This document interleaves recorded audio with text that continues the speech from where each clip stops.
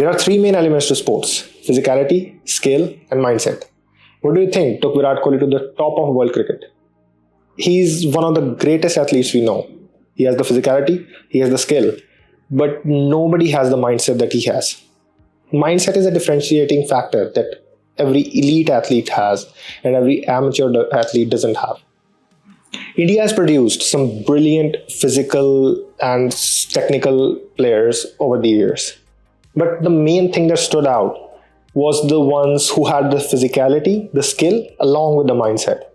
Physicality and skill can alone get you to the top heights of many sports. But if you want to be the top 0.1% in any sports, you need the mindset. You need to learn how to overcome your defeats, how to maintain your good form, how to get into that zone that people talk about every now and then when you're having a match. What is the muscle memory you can tap into, right? Psychologists have their own place in this field. I'm not here to be a psychologist. I'm here to bridge the gap between an athlete who wants to do well and a psychologist they can't reach. I'm here to bridge that gap. I'm not here to talk about science too much. I can tell you the bare minimum, but I won't delve deep into topics. I'm here to give you frameworks to bring your A game to the sport you play and still have the capacity to learn from your mistakes, from your wins, from your losses. That is what elite athletes do.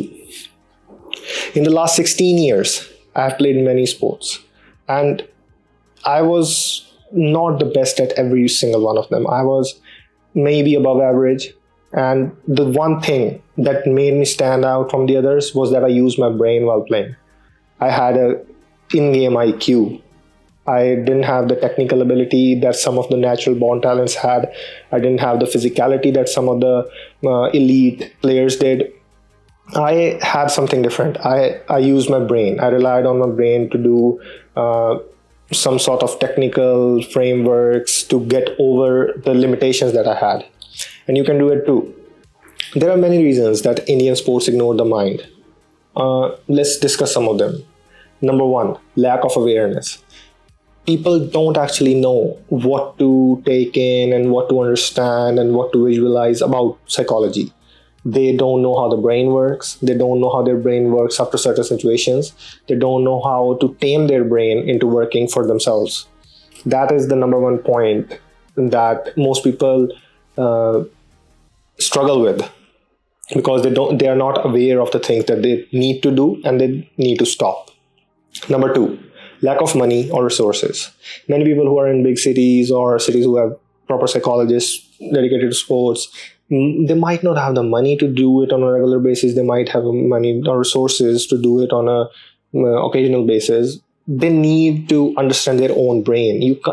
We go to school, right? You can't have a teacher around you 24/7. The teacher teaches you one thing, and then you work on it yourself. That's how you become elite, right? Number three, taboo thinking. We think that going to psychologists or studying psychology or working on our brain is not good. I don't know why that is, because for me, I come from a sports family.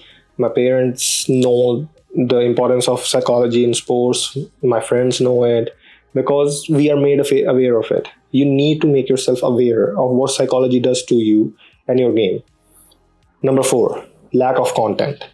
There is an abundance of content about physical training, technical training, gym, and many more stuff out there, like high rocks and stuff. Everything is out there. But the content around how to actually tame your brain into doing those things and actually benefiting from them is like limited.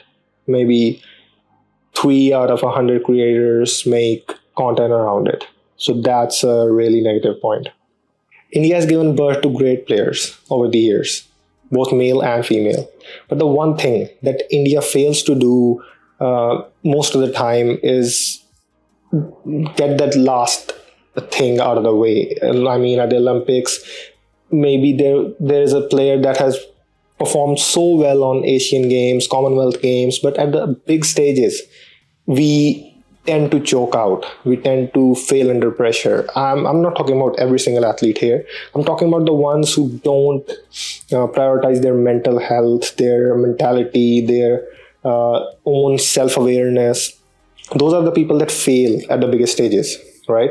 Lack of content around specific sports psychology, like what to do in a certain position when you're in a hockey match, what to do in a certain position when you're in a basketball match. I mean, players need relatability to understand those things from heart, right? They can learn from themselves, but that is a really hard road. I've taken it myself. I've learned from everything that I did. I've learned from failures. I've learned from losses. I cried, and after the games I lost, finals I lost. I have gone through it alone. So I don't want you to do that. I want you to understand the psychology that you have after you've played a game, after you've practiced hard, after you have suffered an injury, right? So you can come back from it. 35% of Indian athletes suffer from depression and other mental health problems due to their lack of focus on the psychology of their brain, of their mind, how they visualize things, how they take things after losses. These are real stats. We need to work on them because the government are doing what they can. I think they can do more. But if they can't do it for us, we have to do it for ourselves, right? The government doesn't understand a player's mind. They don't understand what a player goes through. Most of the people at higher powers are not players. I can understand the feeling. They can't. 55% of athletes actually choke under pressure. They don't know what to do when pressure hits them. They don't know what to do when the jitters hit them. I have been in a similar place myself. In 2019, I played a hockey national match. During our state championships, we played on grass. We played with no crowd. We went out there and had fun, right? But when we went to the national games in Odisha, we played on AstroTurf. We played in front of a crowd. We had to overcome the possibilities of failure that we could not. As a team, we failed.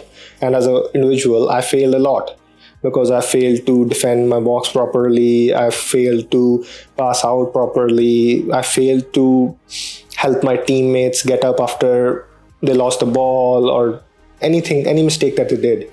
And it turned out to be a real changing experience for me. After that, I knew that psychology plays the biggest role in anybody's sports game or anybody's sports journey. I'm here to help you out. I'm here to guide you through it. And maybe afterwards, when you are out there in the world of sports, you can contact some psychologists who have a degree, who have the medical prowess to do things that I cannot. Thank you.